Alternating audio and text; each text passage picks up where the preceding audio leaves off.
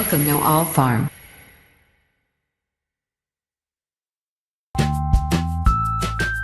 Mangoes are picked in one of three ways. The first is with a harvest aid.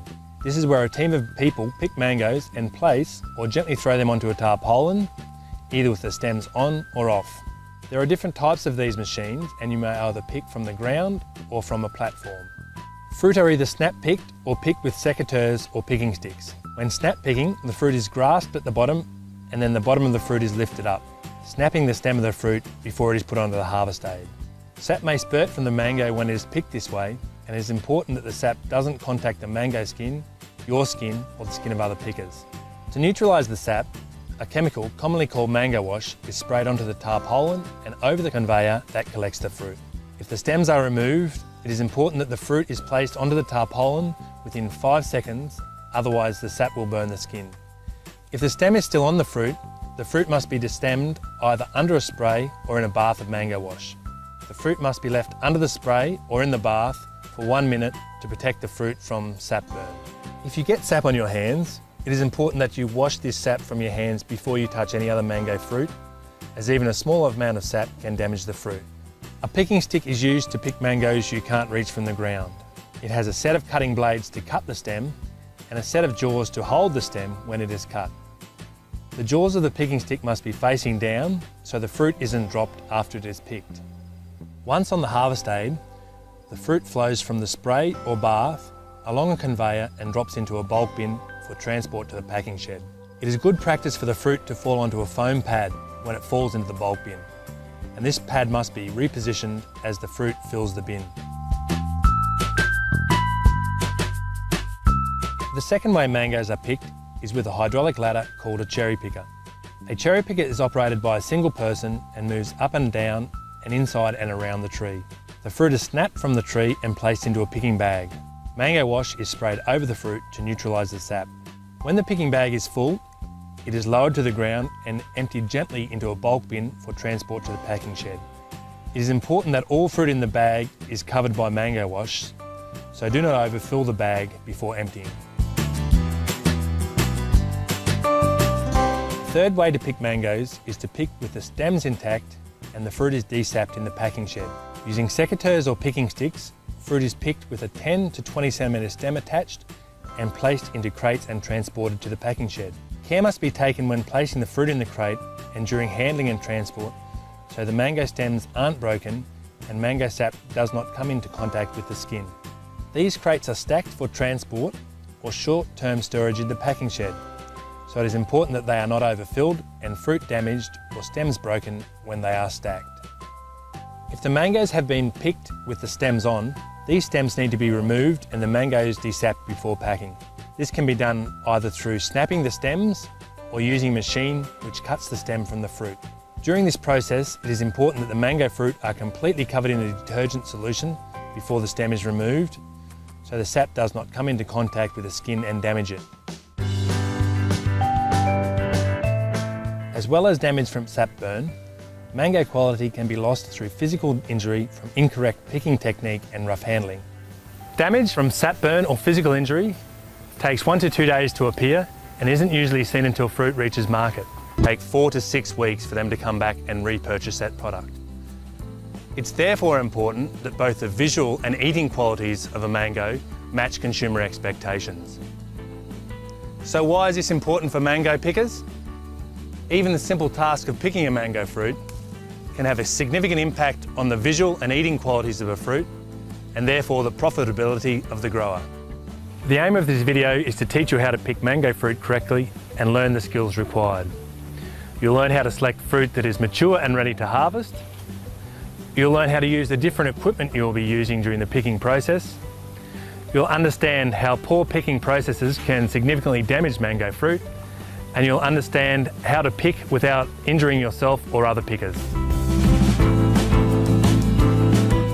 There are names for the different parts of the mango. The stem end is the top of the mango. That's where it's attached to the tree. The cheek is the side of the mango. That's the part you eat. The blush is the red, pink or orange colour on the cheek. The nose is the bottom part of the mango. You may hear terms like soft nose used when fruit has a defect.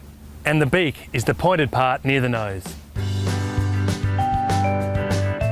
Mangoes are picked in a hard green, mature state, so they will ripen to an acceptable eating quality and external appearance. At this stage, the fruit is hard and the skin is green apart from the blush. The shape of a mango fruit changes as the fruit matures. The mature fruit on the left is more rounded and oval shaped as opposed to the egg-shaped immature fruit on the right.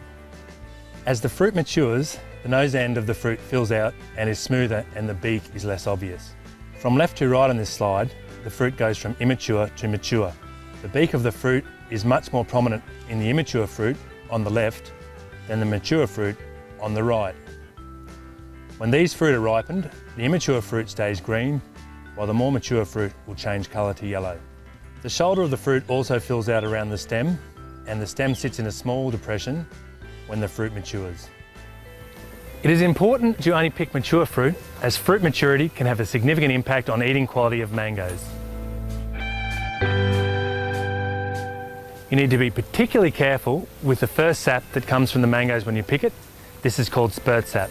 If spurt sap comes in contact with the skin of the mango, it can damage the skin. This is called sap burn. This sap can also burn your skin or skin of other pickers.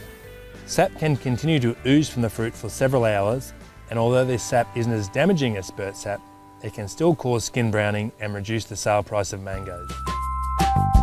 The types of physical injury include abrasion, cuts and scratches, stem punctures, crease marks, wounds and internal bruising. Abrasion shows as brown marks on the skin, often with scratches through the mark. It is caused by the skin of the fruit rubbing against dirty, dusty equipment or crates and bulk bins, or sticks and leaves in the crates and bins. Cuts and scratches occur when the sharp edge of a picking stick or secateurs knock the fruit, or when the fruit scrapes against a twig or a branch as it is pulled from the tree. Stem punctures occur when the stem is not completely removed and the short stem punctures another fruit as it is placed onto the harvest aid, as it rolls into the bulk bin, or through pressure from other fruit in the bulk bin. Crease marks occur when the fruit impacts heavily against the edge of equipment, crates or bins, or when the blunt parts of a picking stick knock the fruit. Wounds occur when the fruit contacts a sharp edge and the skin of the fruit is pierced. Monitoring of picking crews has shown the effect poor picking practices and rough handling has on physical damage on fruit.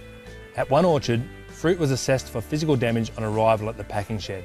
Damage to the fruit from different picking teams ranged from 2% to 17%. So for the worst team, 17% of the fruit had already been downgraded when it reached the shed, resulting in significant losses to the grower.